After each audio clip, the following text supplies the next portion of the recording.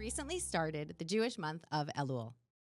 Elul is all about preparing for the high holy days. It is an opportunity to pause, reflect, reconnect with ourself, with God, and with each other. There are three spiritual practices emphasized at this time of year. In Hebrew, they are teshuvah, tefillah, and tzedakah, repentance, charity, and prayer.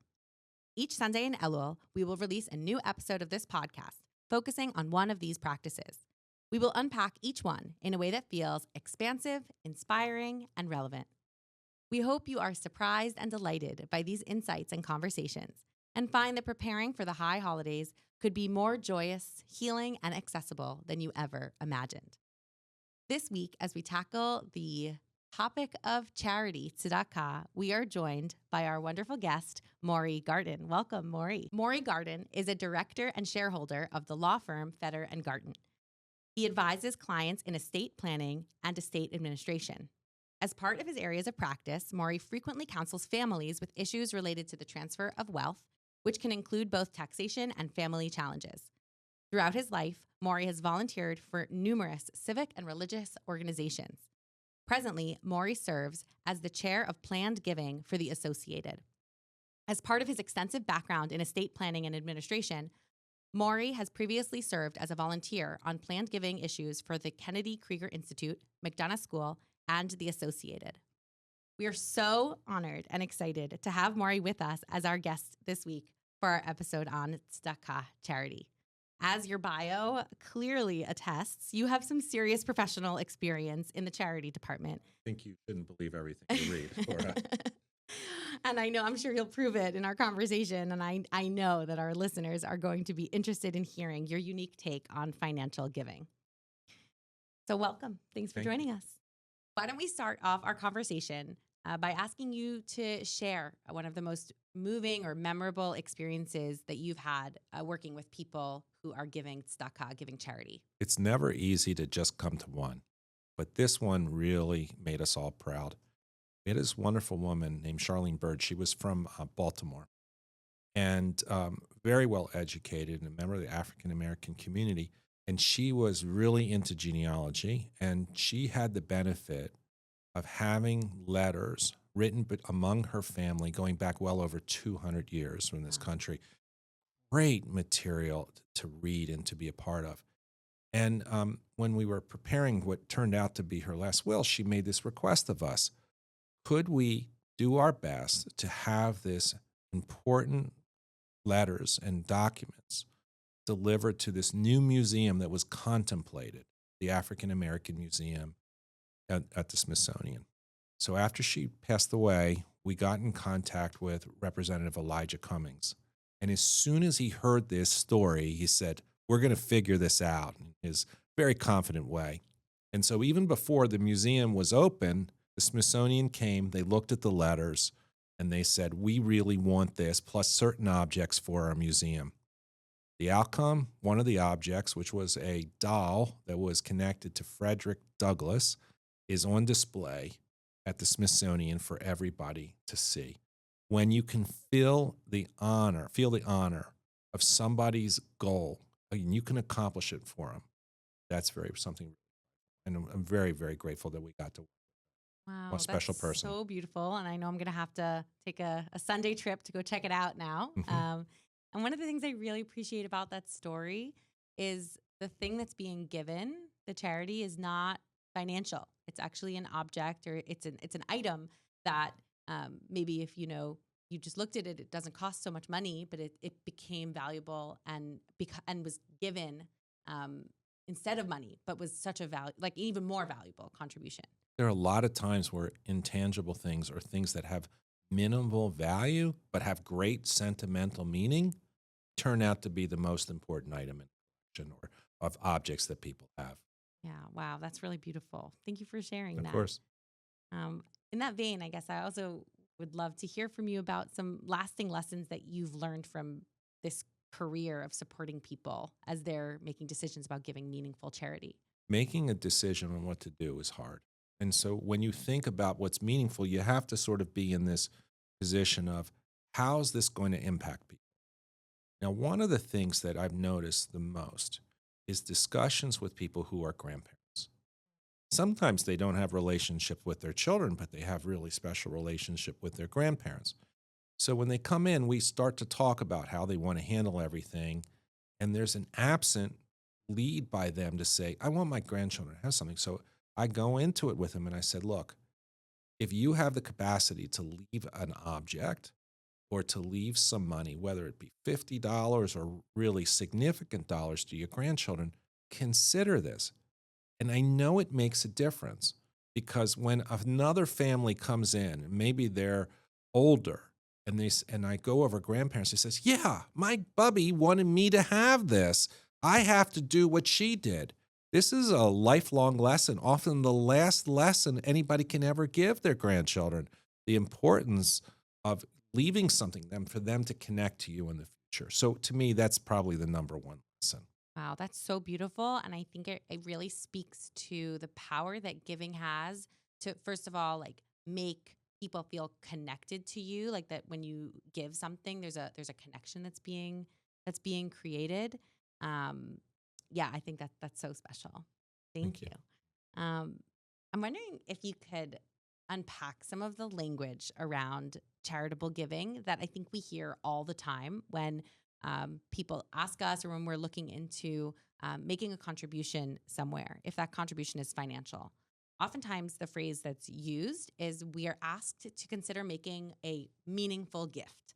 And I'm wondering if you could unpack that for us. Like, how does a person know how much money is meaningful, right? What's meaningful to one person isn't necessarily meaningful to somebody else. And so, what kinds of questions could we ask ourselves to determine how much tzedakah, how much charity is the right amount for us? Right. So we certainly have Torah guidance on this, just as to start with, right? We're suggested or commanded, that should be, to give 10%. It's so interesting that the Torah also has a phrase about how much should you give? And the top of that is 20%. So, of course, the rabbis say, why did this happen? And they say, because if somebody gives more than 20%, in the long run, they are going to need charity from others. So, Mm. meaningful gifts, though, is a further concept of it that I started hearing a while back because nobody wanted to place judgment on the giver about the right amount. What feels right to you based upon your personal circumstances. So, it's a harder thing, but I think the component of it is, do you want to give money while you're alive? Do you want to give money after you pass away? Or do you want to give money away both times? So when I get into charitable giving for it to be in a will, the first question I ask is, do you give to charity now? A lot of people do, but some are not interested. Well, how do you decide? Do you give $100? Are you giving $1,000? What relevance does this place and have you to volunteer there? Do you feel that the mission connects with you? Does it align with your values? Those are the questions I ask. So nobody can prescribe what that exact term means, but I think it has to feel, where does this fit in your goals in life to be a part of? Mm. And boy, are there so many charities that are worthwhile for us to consider.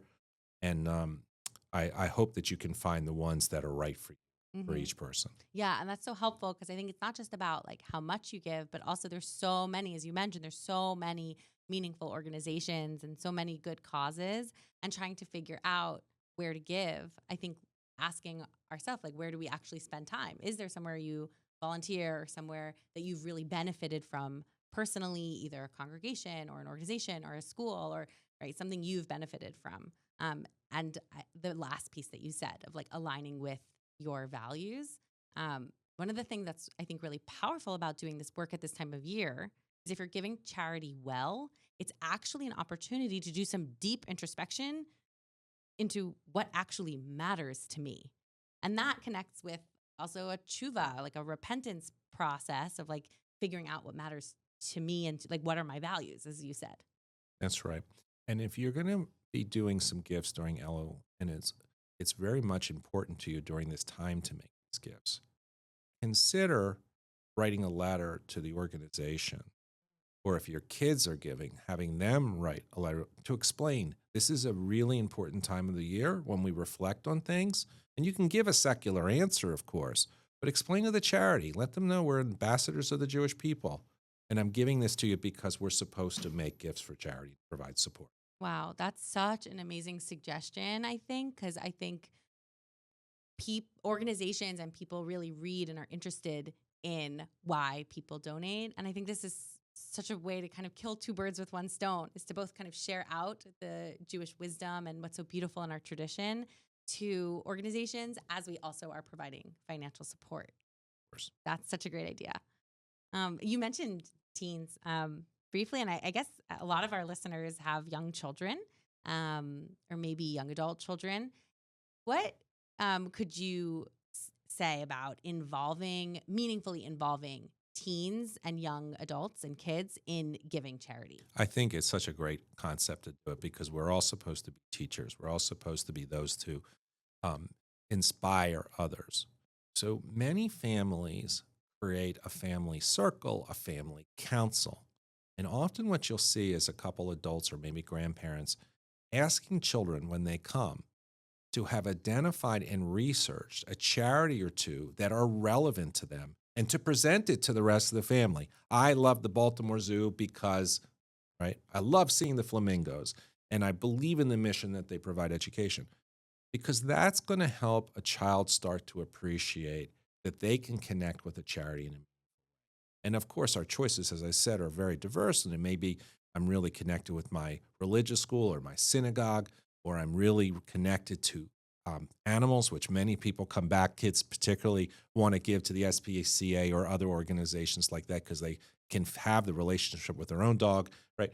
I think you can help your kids connect with these organizations or grandchildren, but also putting some ownership on it. Mm. We're giving this money, whether it's $100, $50, or something more meaningful, because of this. If somebody decided that they wanted to continue with this, there's great ways to involve older children, so those above 18, in doing some strategic giving and having a family meeting to sort of discuss how that would work could be greatly beneficial to get to that answer. Yeah, and Elul, it sounds like, is the perfect time of year to have that family meeting. Sure it is. Yeah. Sure it is. I think what I really appreciate about about what you talked about, is it's not even about the organization that your kid chooses. It's about building this habit in yourself and in your children to think about their values and what's meaningful to them and recognize that they're in a position to contribute. And that education, I think, is so beautiful and something that I think lasts and really sticks with kids long term. Mhm. So I wanted to pause and think a little bit about the term charity. So charity is actually not the best translation for the Hebrew word tzedakah. Charity implies generosity, right, beyond what is expected. And it's actually a word that originates in Christian theology, that there's something that's beyond what is reasonable, that is given by the good grace of a person. But in Judaism, actually, tzedakah is related to the Hebrew word of tzedek, which means justice or righteousness. It's actually a mitzvah. It's a requirement, right? It's something that is right and necessary and expected of us. So when Jewish tradition, kind of in its Jewish traditional way, makes practical demands, those demands and expectations, I think, shape who we are, in the sense that when we give charity, we're not doing it because it's nice. We're doing it because we think it's right. And at this time of year during Elul, it's when many Jews do some of that serious introspection about our financial giving. One metric that people use that you mentioned is maaser, giving that 1/10 to tzedakah. And so that is kind of this legislated number. But what I think it really speaks to is spending time at this time of year figuring out what is actually a meaningful amount for your family. And like you said, sitting down with these organizations, again, not because it is a nice thing to do, but because we believe it is actually the right thing to do. And I think there's a lot of Jewish wisdom here. And I'm wondering if you have maybe a teaching about tzedakah that you want to share with our listeners. I do. And I'm grateful that I'm a student of Rabbi Pomerantz, and I'm sorry that I'm looking for the right commentary.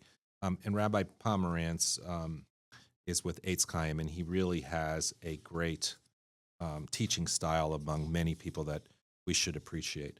But one of the things he shared with me, and I'm really struggling to find this, is maybe it's this one. Yes, is that Rabbi Schlock was from 1860 to 1939. He was a Lithuanian Talmudic scholar. And he talked about this quote that so many of us know, right? We know, if I'm not for me, who will be for me? Really important self-advocacy. And when I'm for myself, when I am for myself, what am I? Which is a very interesting following up question. And Rabbi Schlock took up this quote and he started to ask us, is this really meaning that the I is you as the individual? So he runs through this analysis of this quote and says to us, look, we will recognize that we have to do self-care. We have to do things for ourselves. But the more that we reflect on doing for the I, we start to recognize our I is really our spouse, our children, our parents, our family. And then you start to recognize, if those are all a part of my I, who else is? Our neighbors, our community, our state and city, maybe the world.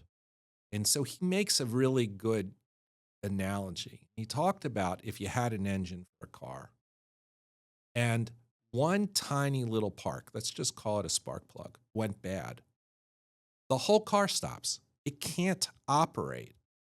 And so he's talking to us about the I is really understanding interdependence of all of us and being linked together. And I think it's a great commentary that we have out there, but that's this thinking. We really aren't just the I, it's we, the collective. That's so beautiful. And so, like, giving charity is really giving to others is a way of manifesting that realization of I recognize that I am interconnected with people, systems, places around me, and I want to push myself to contribute in the best way possible. Absolutely. That's really Absolutely. beautiful. Well, and we all understand that in our religion, we are all responsible for each other. And I think that fits very well into it. And for many people, it's beyond Judaism. That's relevant too. And everybody will have their. That's Judaism. Yes, that's right. So I love that we're getting deep into the Torah together. Please. And I wanted to toss out at you kind of like a lightning round, I guess, of Jewish texts about charity. And so we would love to hear your take on each one. Mhm. The first one comes from the Talmud. And the statement is, even a poor person who himself survives on charity should give charity. What do you think of that? Look, well, the first time I heard that quote, I really was pondering, okay, well, how is this possible, right? But I think we all fall back into this pattern of giving to support the others, is who we are, no matter where we are. And even if your contribution, to use the Yiddish word, is a bissel, is, this tiny little thing, you are contributing to the other. And in a couple minutes, I want to talk to you about how that minor contribution can impact so many. Okay, great. I'm so excited to hear about that. Our next text comes from the Midrash, and it is taught in the name of Rabbi Yehoshua. And he said that the poor man does more for the rich man than the rich man for the poor man. It's really interesting to read some Midrash and try to figure out what's going on and what's the meaning of this story that we should take from it. I think when you look at this quote, you say to yourself, what do individuals who may be lower on the economic scale have to contribute to community? And of course, they're the laborers. They may be the ones who are out there helping us have food. They are the ones that are working restaurants, helping us in all kinds of ways. And they are paying forward to everybody else who's going to benefit from this system a great deal. And what we want in response to that is that those who are in a higher place economically have the ability that they would reciprocate. But I still believe it all ties back together. We're all in this together. I really love that because it speaks again to the way I think we sometimes limit ourselves in thinking about contributions as about dollar amounts. And the way you understand this quote, I think, is elevating the fact that people make all kinds of contributions of labor, of time, of presence that actually are not monetized. And we maybe through this midrash should be reminded of the fact that there's way more to our interactions with other people than the amount of money that we have or give. And that is such a helpful reminder. So thank you for that. Our last text comes from Orchot Tzadikim, which is a text of Jewish Musar, self-characters and self-improvement. And this is the statement. A person who gives 1,000 gold pieces to a worthy person is not as generous as one who gives 1,000 gold pieces on 1,000 different occasions, each one to a worthy cause. It's an interesting thing, and we all reflect on this. Do we focus our money to one or two charities in a larger amount, or other people that we know that are in need, or do we support so many? Right. And certainly in our community, there's no lack of Jewish charities that are looking for support for very valid reasons in every way, what you said. And we all run through this battle. What's the right thing to do? Can I, $18, is that going to matter? I could do it. And so clearly we're learning from this thing, spread it out. Right. Yeah. Right. There's other lessons, though, that talk about where you should start. Right. And you should start right in your local community or on your block or your street. And then you start to work your way out on concentric circles a little bit further, right? To your city, your state, your country. Of course, for many of us, for Israel, could fall very early into that conversation of where money should go. So it's an interesting quote. I wasn't familiar with that one before. Well, thank you for bringing that in. That's Maimonides writes about in his Laws of Giving Charity. He writes about those concentric giving circles, which maybe helps us discern where we should be giving. One of the things I think that threads together these texts is the idea that giving is not only about who we're giving to, but it actually shapes us and who we are as people. And the exercise of giving spiritually does more for the giver than the receiver. And the act of making a gift, if you can do that act 1,000 times, there's actually a kind of spiritual muscle that gets worked out. You get to do 1,000 reps as opposed to doing just one rep that's really, really big. And so I think that the idea of working on our spiritual muscles and thinking about when we give charity, the way that it shapes us and our values. I really brought two examples of stuff that I've seen the last couple of weeks. I love reading articles about how people are creative on how they support others or what they learn from it. So the Washington Post ran a story last week in the Optimist column, perfectly named. And it was about— I need to read that column more. Yes, I do too, right? It's very interesting. And they talked about this man whose daughter recognized that her father loved to write letters, and he would write them every day by hand with a quill pen to his daughter while they were in college. Old school. Right, every day. And he was a PhD and so forth, and this is now retired. But he had done this throughout her whole life and to her brother as well. And she was reflecting on this, and she asked the question, would anybody else like to get a letter from her father? And very quickly, when this hit social media, people were writing in, I would so treasure a letter. I lost my father 20 years ago. This is a way for me to feel that somebody cares about me. So this man has been writing for 4 hours a day. He gets up early in the morning, and he's handwriting out all these letters, and he's certainly putting time, effort, and money into this project. And so many people are interested that the Post reported there's 1,600 people who are still waiting for him to respond. Wow. Right? So it's a non-monetary action, but it's impacting so many, right? And it was such a simple idea. And of course, his daughter's thinking about how do we create a foundation that other people can write letters. And of course, even people overseas are asking, can I have a dad letter? Wow, that's so beautiful. And I especially love that as we transition to the part of this podcast where we're thinking about, like, practically speaking, what can people do this week in Elul to prepare for the High Holy Days? I think the question that this man asked himself, or that his daughter posed to him, is, what are you really good at? What is a skill you have? What is something that you are uniquely able to contribute to the world? And that's not always money. In this case, it was letter writing. And I think maybe the place that we can start when we do this introspection around charity is, before we jump to thinking about our bank accounts, is to actually think about our own personal skills. What am I uniquely good at? And how can I give that gift to somebody who needs it? And that's, I think, a really special place to start. I agree. And I think it's so authentic, right? He's writing everybody a different letter. They are getting personal attention. And I think that his medium of going old school with this is even more impactful because who gets personal letters anymore? Very rarely. It Not could be a me. condolence note or Yeah. somebody that sends you an invitation. And I think people really appreciate that it's a different medium. Yeah. Okay. So, task number one is write a charity letter to someone this week who you think your time, effort, and energy you can gift to somebody for whom it will make a really uplifting difference. And to use that as maybe an example to think about where you can use your own unique skills and talents and contribute those as tzedakah to the larger community. Mhm. I'm wondering if you could also talk us through a little bit about the practical steps we can take when we think about literally making donations. If tzedakah is one of the practices we're supposed to be doing in the month of Elul, if our listeners are going to sit down at some point this week and really think about, okay, I'm going to make monetary donations right now, what advice do you have about how we can practically make that happen? I think there's some research that needs to be done, right?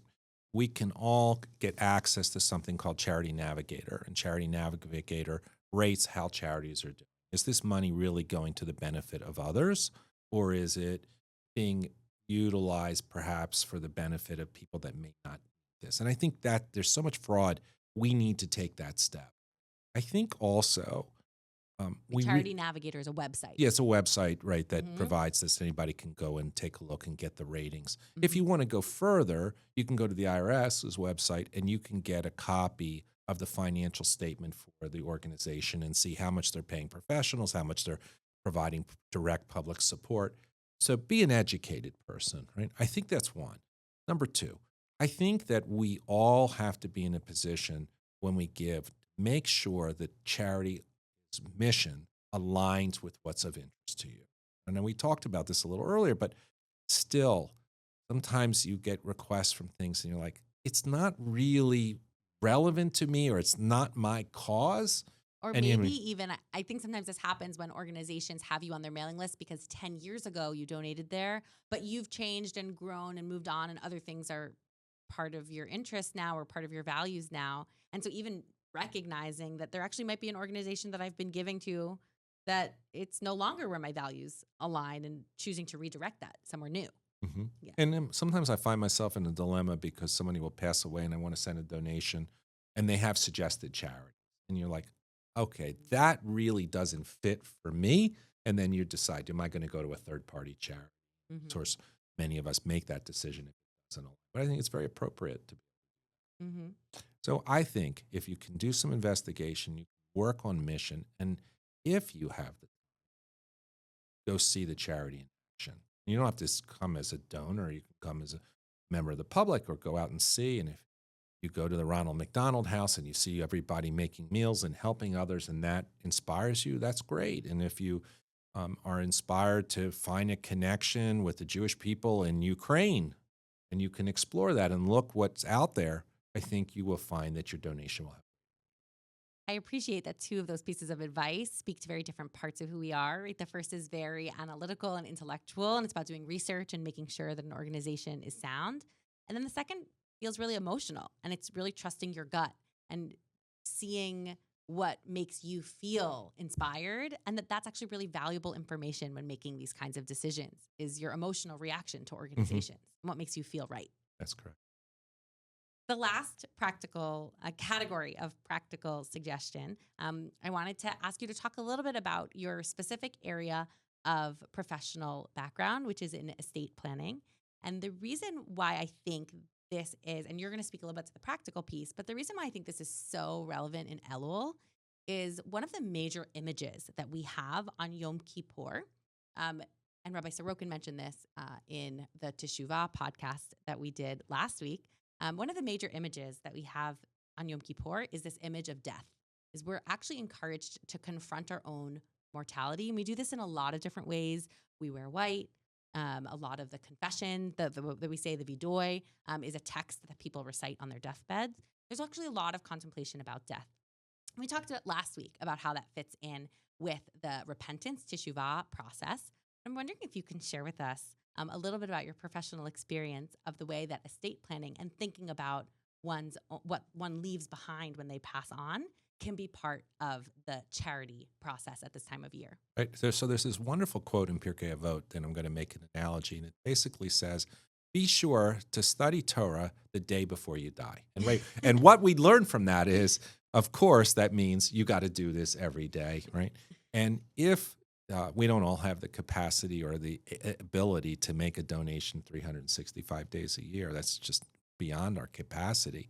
But thinking about how charity is relevant, whether it be in your family, your friends, or making financial contributions all the time, that's a wonderful outcome to sort of put it. I think when people are in the position that they're trying to decide in estate planning what they want to do, we have to go back to values and mission. So I had the benefit of hearing Sharna Goldsecker speak.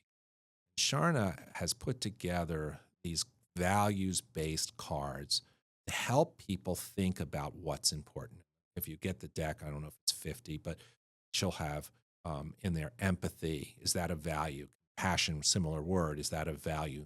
Is knowledge what's important to you? And for some who are really trying to figure this out of what matters, going through this card exercise is really helpful. And so when I pulled it out for people and shown them this, some clients like, okay, that's not for me.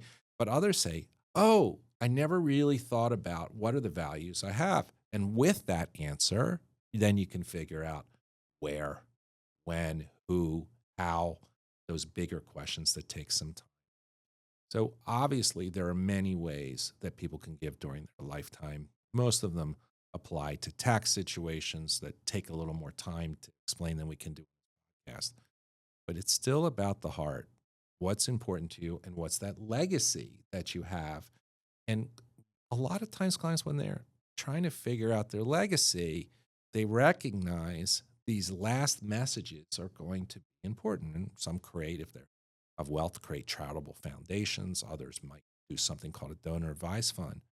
But thinking about the message you're conveying in your will, that's a beautiful thing. I expressed to you earlier that I had the benefit of driving a little bit today. And while I was driving, Simple Minds came on the radio. And if you're an 80s person, you probably already know that I'm going to the song Don't You Forget About Me, right? And of course, it fit very well into the narrative of Breakfast Club. And some might argue it was the rock song of the 1980s. But I think when we ask people, don't forget about me, what is it that you want them to remember? And when you answer that question, you'll know how to write you'll know how to do a trust or to figure out what's important. So I think that in the combinations of values, of principles, of mission, of thinking about your relevance as a part of the collective I, take you to go. Wow, I'm so struck by the way that thinking about giving in as you're describing it, this kind of estate or after one passes, thinking about your will, how that giving, that charity is actually so enmeshed with the teshuvah process, that introspective process about what matters to you. And I think that's really beautiful. And I think that's a third potential takeaway from to think about this week is to really use Elul as an opportunity to think about what lasting legacy you want to leave. Check out your will. Make sure you have a will. Make sure you have those formal documents in place. And in doing that, it really is an exercise and an opportunity for some really deep introspection about what matters most. And it's all solvable. Thank you. Thanks. Thank you so much for joining us, Maury, this week. This has been such a enlightening discussion. I feel like I learned so much from you, and I really so value the time that you have invested to join us here. Well, time investment was minimal. But being able to do this, that's the honor. Thank you. Thank you. Tune back in next week for our final episode, delving into tefillah, to prayer. If you're in the Baltimore area, we also hope to meet you in person on September 28th at a special session of The Pod. Maury will be there. It's going to be a gathering where we are going to be able to connect and reflect on the season, both the season of the podcast and the holiday season. We'll share what moved us, we'll answer some questions, and we'll connect with one another. Thanks for listening. And thank you again, Maury, for joining us. Thank you.